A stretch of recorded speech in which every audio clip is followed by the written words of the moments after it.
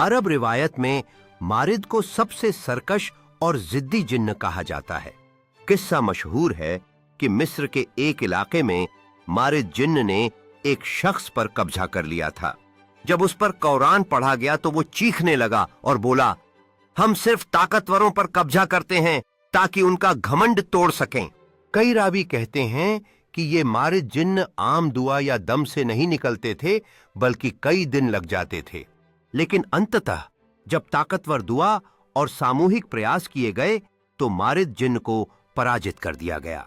इस घटना ने लोगों को एकजुट कर दिया और उन्हें सिखाया कि एकता और ज्ञान की शक्ति से किसी भी बुराई को हराया जा सकता है।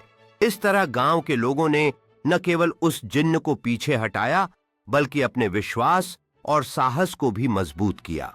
समुदाय ने उस दिन को हमेशा याद रखा जब उन्होंने एक शक्तिशाली जिन्न का सामना किया और एकजुट होकर जीत हासिल की।